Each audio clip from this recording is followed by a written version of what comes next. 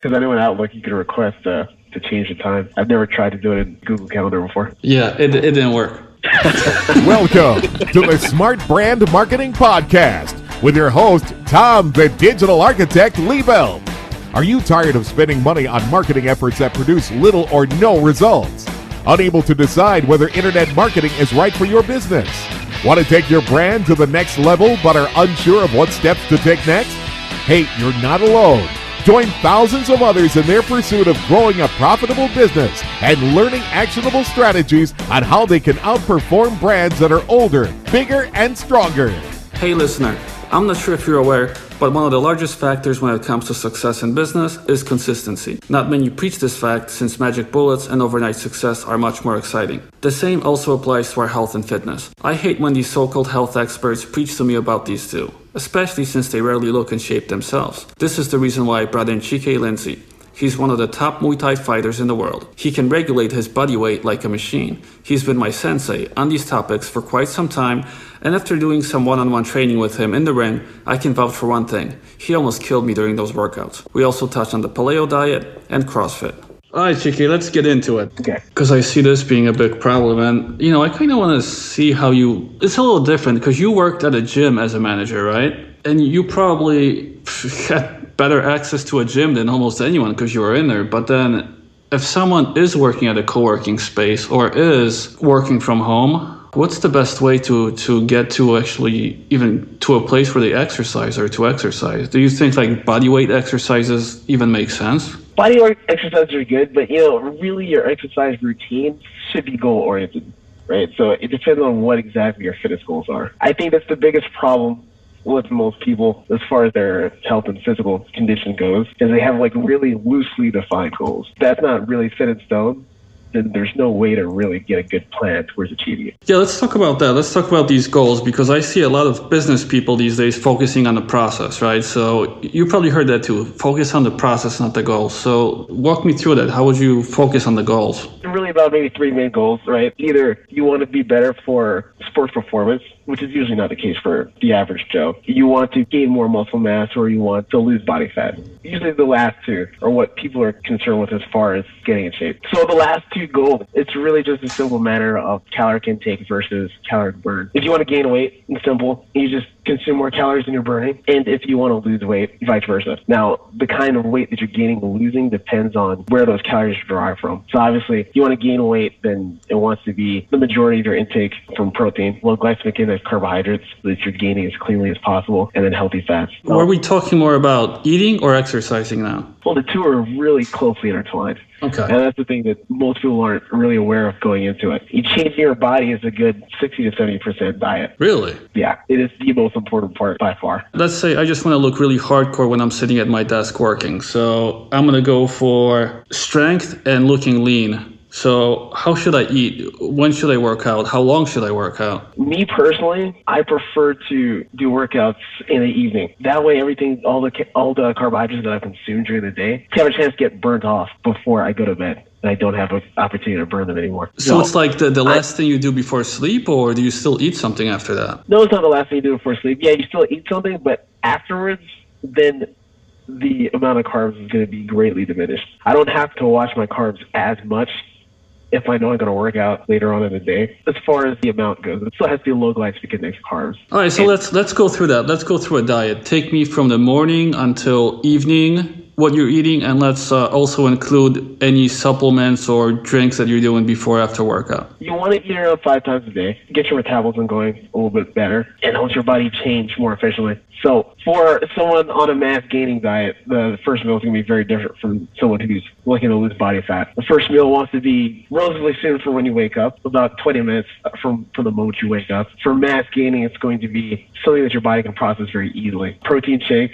or eggs would be the foundation, and then a carbohydrate, such as a fruit, a simple sugar like that. For their next meal, I usually like a high-protein kind of snack. Lately, what I've been doing is a combination of almonds, peanuts, and grains. You can do a fruit with that as well, but that's good. The next meal is going to be lunch, and that lunch is going to be a lean protein. Chicken, turkey are going to be your staples. Beef is good about 3 times a week. Low glycemic index carbohydrate and green vegetables. The fourth meal is going to be similar to the second. It's something that you can eat quickly, but still going to give you the kind of protein that you're looking for, the kind of ratios that you're looking for. And then the final meal will be your dinner. And that comes ideally after you work out. So you're just going to replace that carbohydrate portion with another vegetable portion. So no carbs after you work out? It depends on how serious you are about body fat reduction. If you're trying to gain it, you're really worried about making sure that you're doing as cleanly as possible, then you can go no carbs after you work out. If that's not the case, then you can still have carbs, just reduce the portion. So this diet right here is to gain weight in a way, but to reduce fat. Exactly. This is where you're going to be primarily concerned with gaining muscle mass and minimizing the amount of body fat that you gain at the same time. Typically, when you're gaining, you should expect to get a little bit of body fat at the same time. And that doesn't have to be the case based on how extreme you want the gain to be. So if you do it in this kind of way, your gaining won't be as super quick, but you'll do it a lot more cleanly. So about those snacks, you mentioned different nuts, right, that you're eating, maybe some fruit. What else would you mix it up with? Because I don't think it's good to eat that every single day, right? Twice a day. Depends on how lazy you are. So I'm pretty lazy, so I don't mind having a little bit of monotony as long as it tastes very good. So I can deal with it. Other things I have my guys eat are things like a salad with a lean protein on top. Also fruit with Greek yogurt. So those are good ways to mix it up from just the nut dish. So that's like a snack. What about lunch though? I would think salad with lean meat and a whole bunch of like other vegetables would be a lunch. Not necessarily. You have to have some kind of carbohydrates if you're planning on working out during the day. If you're not going to work out at all, then okay, you can have a salad and lean meat for lunch. But if you're going to work out, then you need some kind of fuel. So I prefer to have something that has carbohydrates, just as long as they're along the glycemic index. And I suppose it would make a lot of sense to talk a little bit about that, since that's been coming up so much. Yeah, I actually was going to ask you that next, about the difference between what you're saying and the paleo diet. It's actually not too dissimilar. And if I have to tell somebody a rough outline of how to eat and I don't have the time to sit down and actually come up with a meal plan for them, I typically do refer them to the paleo diet. It sounds a bit like a fad, but, I was thinking about it, it really is. The core of what they're preaching is lean meats, carbohydrates are low in the glycemic index, lots of vegetables, good fats, and no processed crap. And that's the foundation of a good, healthy way of eating. It's just, there's all these other bells and whistles along with it to make it seem like a fad and make it more popular. What bells and whistles are we talking about? Well, like stuff like you can eat oranges, but you can't eat pineapples, and all these little kind of tricks. And of course, you're only eating things that Paleolithic man would eat. So if you can't tackle it and kill it with your hands, then you can't play your body. So. Yeah, but in that way, I don't think we can eat beef, man. I still want to see someone who tackle and kill that. Well, it depends on how many guys you got, right? Yeah, I guess. And it depends on your strategy. 2 people get the legs, maybe 4 people get them off top. Yeah, I think that's where CrossFit comes in. Exactly. So let's talk about the exercise routine. First of all, what do you think about CrossFit? Because that's one of the most popular ones out. CrossFit's it's good because they put a lot of emphasis on. It's similar to the paleo diet, right? At its core, the concept is good. There's just a lot of kind of bells and whistles attached to it that make it seem like a fad and make it seem like something that's a little bit harder to respect. But what they're advocating is intense exercise for fairly short periods of time, but maximal effort. And I appreciate that. I'm a fan of that. I feel like the experience can vary wildly from CrossFit location to CrossFit location. And they're doing a lot of heavy movements that if you're not taught properly, you can really set yourself up for injury. Some CrossFit locations really put emphasis on the form and make sure that you're doing everything you can to minimize those kind of risks for injury. Some, not so much. That's a really nice way of saying it. You weren't this nice about it when we talked privately before. I remember that you had some different choices of words for this. Well, those CrossFit guys, they're like a gang, right? I mean, if they all hear this, they might come after me. Yeah, it's a good strategy.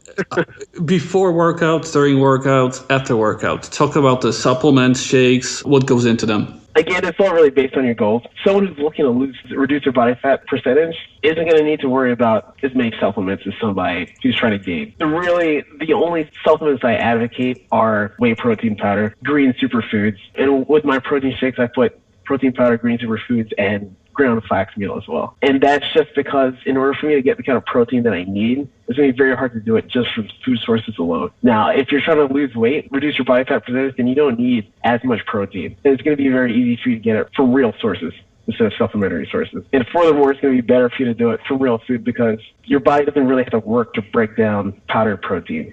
It has to work to break down meat and nuts and seeds and whatever other protein traits you're going to use. That helps your metabolism go a little bit better. So I've been hearing, especially in the CrossFit circles, that people say if you had only one supplement, you would probably have creatine, right? What do you think about that? What do you think the one supplement would be if that's all we could have? Let's say we're flying somewhere and we have very limited space. It would be protein. Really? Protein hands down? Yeah, hands down. Because, protein is the building block of muscle. Creatine just helps you retain more water in your muscle. It's not really all that necessary for changing your body. It makes you look great on the beach if you want to drink a bunch of water and do a bunch of push-ups. I think you just made a new routine for like half of us that think of going to the beach. Take creatine and a vasodilator like arginine right before drinking a bunch of water and doing a bunch of push-ups, and you'll look fantastic. What was that second one? I'm about to Google that thing. It's arginine. Arginine. How do you spell it? Arginine. Got it. All right. This is going to be in the show notes. This will be the one thing. If there's one thing you learned from this show, it's going to be this part. Just take some creatine, arginine, drink water, push-ups, and go to the beach or the pool. The girls won't know what hit them. So let's talk about the exercise then. Like, what kind of a routine should someone do if maybe they don't have as much experience as you, they don't have a personal trainer, they don't have access to the best gyms? Like, gyms in Thailand suck for the most part, so it's just, some places don't have really good places to go to. The exercises that are going to matter the most don't really need a lot of equipment. I'm a big advocate of big mass movements. So that's your squats, that's your deadlifts, and your bench press. And pretty much everywhere you go, you can get to the most hole-in-the-wall gym on the furthest corner of the earth, and you'll be able to find something that you can bench press or that you can squat. And that's really going to do a lot more than all the other stuff. Is little isolation movement exercises, all those combination machines. They're really just to sculpt little things. It's better for a bodybuilder who wants a little bit more separation between his interior delts and his chest. It's not necessarily something that's going to benefit you if you're just A, trying to burn fat, or B, trying to gain muscle mass. Go a little more specific. Give a quick routine, like how long should it take? What kind of sets should they do? Just so people can get a kind of a rough idea of how a workout should look and if they should work out the same parts every day or different parts, which day should they work it on? Just give a little bit of more detail on this. Okay, I'll tell you what I'm doing right now as far as my workout routine. And my workout routine is geared towards building a little bit of mass and also reducing body fat percentage at the same time. So it's that tone up kind of routine that a lot of people are looking for. But it's a little bit more geared towards a man because there's a little bit more mass movements involved. But my weightlifting is very quick. It takes me about 30 minutes, and I do that twice a week. I do a 2-day-a-week split.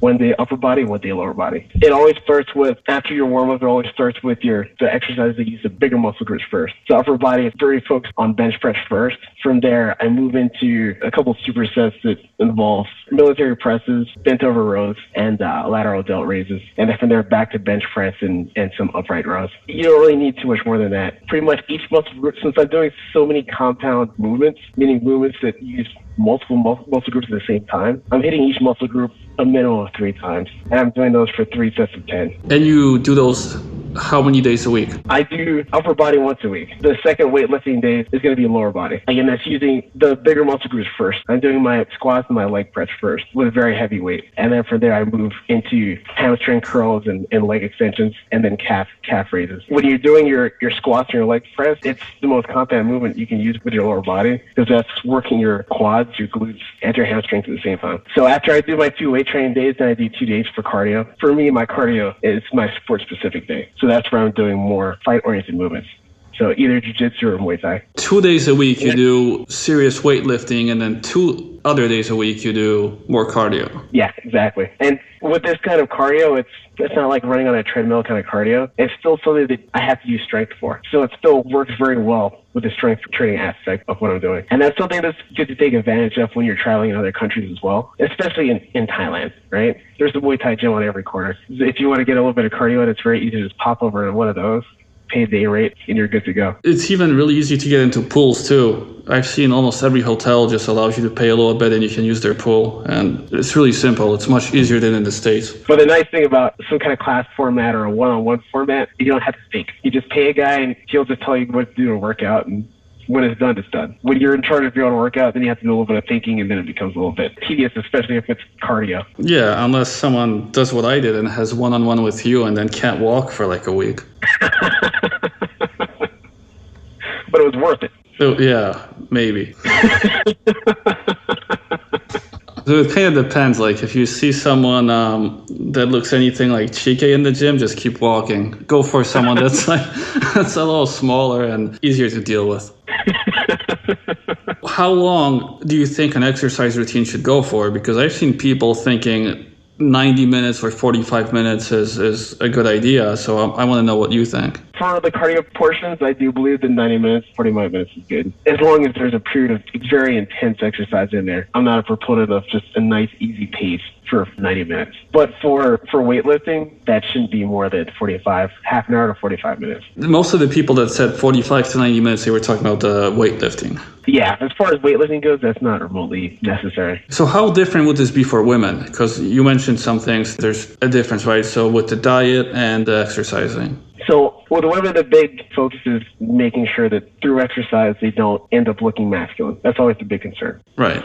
So the weight training just changes slightly. We focus a little bit more on lower pecs when we do bench press, so more decline bench press. That way you don't get that weird muscle at the top of the bust line that makes it look like they're really a dude. And we put a lot more emphasis on going very heavy with the legs as opposed to going very heavy with upper body. And the reason being, I mean, you can build as much muscle mass as you want. You're never going to look not feminine in your legs. And that extra muscle mass is going to take more calories to maintain, which means that your body's going to naturally burn more just by having a little bit more muscle mass in your legs. You did speak about calories quite a bit, so let's move back a little bit to the diet portions. You're in like the 170, 175 pound range, right, when you fight? I'm trying to think, or 160. Yeah, I'm just trying to see, like, so people can baseline and how much should they eat? Okay, well, technically, yes. I'm typically about 175. I weigh in at 154, but my last few fights, I was back at 155 in the ring. So what was the question again? The portions. So the reason I kind of wanted to get your weight out there so people can baseline off of that and kind of be like, all right, well, I weigh a little more, so maybe I'll eat more of this, or I weigh less, so I should eat less. But like your portions, right? So how much are you eating? To gain mass or to maintain, if you're doing strenuous cardio at the same time that you're doing your weight training, you want to be eating about your body weight in protein. So for somebody about 170, 175, you're going to be looking to get about 175 grams of protein throughout the course of the day. Easy way to do it is all the other portions of your meals, which are going to be carbohydrates and fats, and your vegetables, they're going to be based on that amount. So if I'm getting 30 grams of protein in one meal, then I want to get about 20 grams of complex carbohydrate and a portion of vegetables that matches that. And you do that for each of the meals, or how would you break that down throughout the day? Yeah, exactly. So with the nuts and seeds kind of thing, nuts and seeds all have about a 1-to-1 ratio of protein to carbohydrate. So if you're eating nuts and seeds, then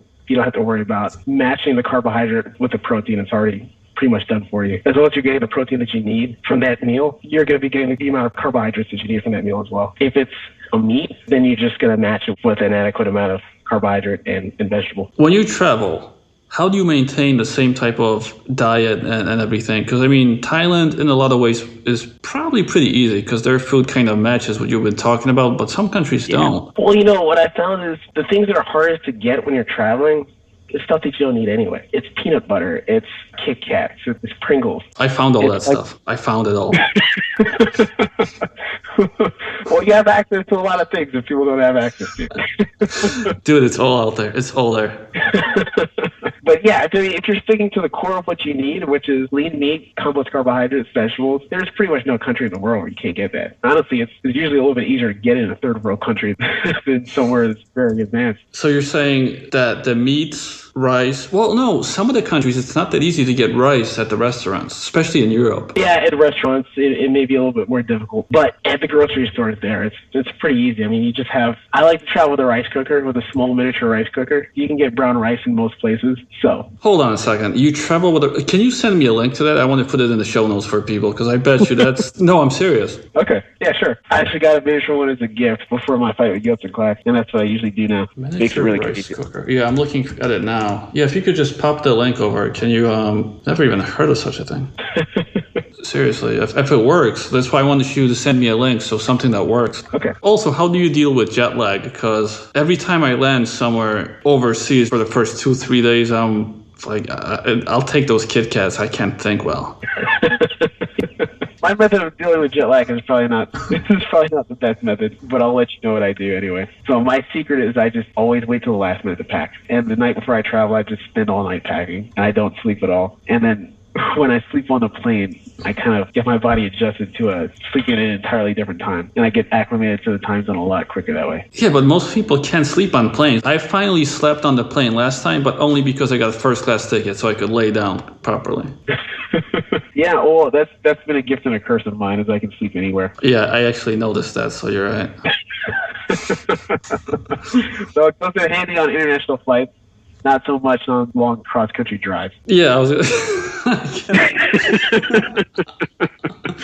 yeah, dude, you don't look like a safe driver. It's good. It keeps the other drivers on their toes. What do you think of Manuka honey? Because the wife's been saying it's like medicine, and I just spent $30 on a jar. Yeah, I mean, things like that come up every couple of months. There's always going to be some hot new food or hot new product that's like medicine and like magic, and that's one of the pitfalls of nutrition, right? Everyone's looking for, even fitness too. Everyone's looking for that magic bean, that one thing that they can take, that one thing that they can do that's going to make everything perfect. I mean, really, if you stick to those sound principles of diet and exercise, and things like Manuka honey are just going to be something extra.